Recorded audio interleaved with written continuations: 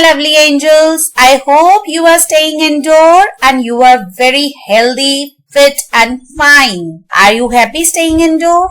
No, I don't think so. You must be bored, sad, gloomy. Am I right? Children, why we are sad? I think we are missing markets, we are missing malls, or we could say we are also missing going to hill stations during summer break.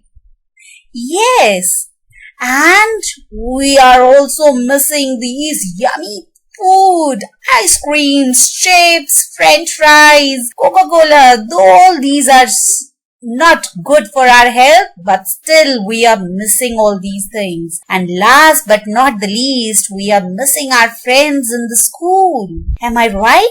Yes, we are missing all these things. But if I ask you a question, who is a friend? You may answer, a boy studying with me in school is my friend.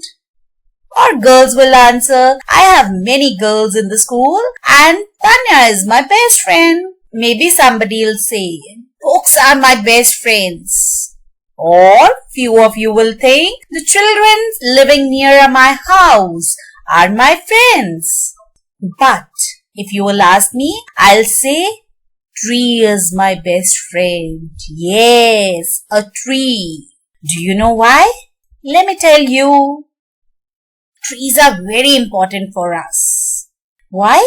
Because they remove carbon dioxide from our atmosphere. They provide us fruit. They give us medicine. They cool the atmosphere because they add oxygen to the atmosphere. They also prevent flooding. They reduce soil erosion. So, they save our earth. So, trees are our best friend. So children, today let's study one interesting poem on a huge tree, and the name of the poem is My Tree, and it's written by very famous poetess Garnet Engle. Let's start with this beautiful poem. This poem narrates a journey of a tree. Journey of a tree means how it becomes big, what he notices, what he experiences. So the poetess here narrates the journey of a tree. A tree can live many years, it witnesses many changes in the world and yet remains the same, doesn't change. It is big and stout. Stout means strong. Children play around it and when they get tired, they rest under it. Trees are the homes of many birds and animals. You have seen birds building nests on the trees? Yes, homes of many birds and animals. Poetess says that everything changes, but when she'll be grown-up person, she will visit the tree because the tree will not change. It will be the same old tree and it will remain the same. So, here's the poem. O tree, so big and stout and strong, you have lived so very, very long. 100 years or more, I'm told, and yet you are not so very old. Here, the poetess has told that the tree, she is talking to a tree and she is telling, oh dear tree, you are so big. Stout means very thick, very strong. And you have lived so very, very long. And you have grown up from so many years. 100 years or more, I'm told. And somebody has told me that you are more than 100 years old. And yet you are not so very old. But you don't seem old at all. You seem very young. You look very young. So children, in this stanza, stout means strong and thick. And the rhyming words, I have already discussed rhyming words with you. Rhyming words are the words that sound similar, but they always come the last of the sentence. They sentence ends with the words. For example, look at the first two sentences of your poem. O tree so big and stout and strong, you have lived so very, very long. Here strong and long are the two words that rhyme. So these are rhyming words, and in next two lines, told and old is a rhyming pair. Next stanza. 100 secrets you could tell of children whom you loved so well, who came and sat beneath your shade or underneath your branches played. Now the poetess is telling that the tree has so many secrets. Secrets? You have secrets with your friends? Keep? Yes. So the tree has so many secrets. Secrets of whom? Of children whom you loved so well. That means the children whom the tree loves very much.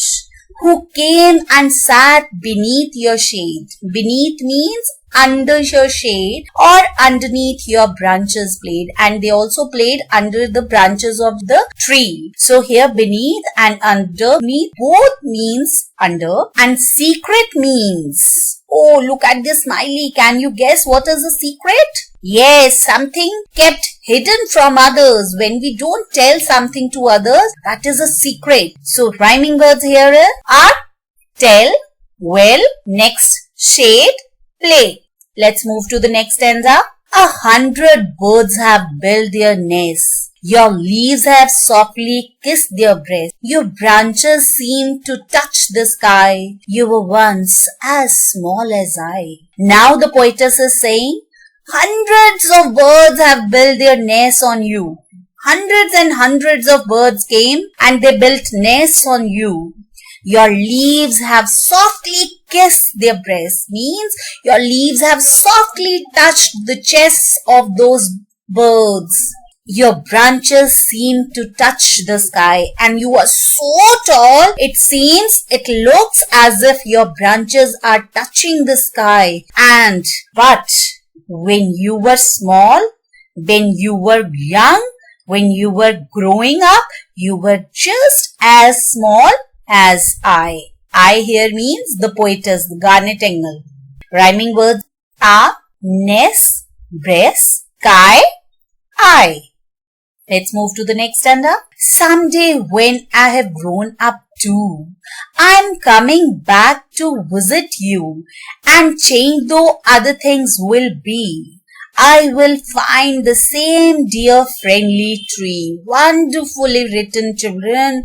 The poetess is now telling that one day when I'll grow up, I'll come back to you again. I will visit you again when I will grow up. That means the poetess will grow up. She will again go back and visit the tree. No doubt the other things near that tree will be changed. But poetess is sure that her dear friend, that huge tree, will not be changed. It will remain the same. Beautiful. So rhyming words here are to and you, and be and tree. That's all about your poem. I hope it's clear to you. Now let's do few opposites that are mentioned in the poem. Find opposites from the given poem. Now open your books and just let's try to find the opposites. First, weak. There are two words for weak.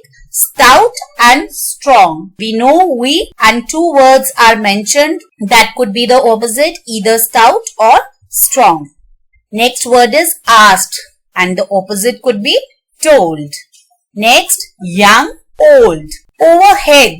Overhead means above, beneath or underneath. I have told you beneath and underneath means under, and overhead means above. Destroy, build, blaze, glare.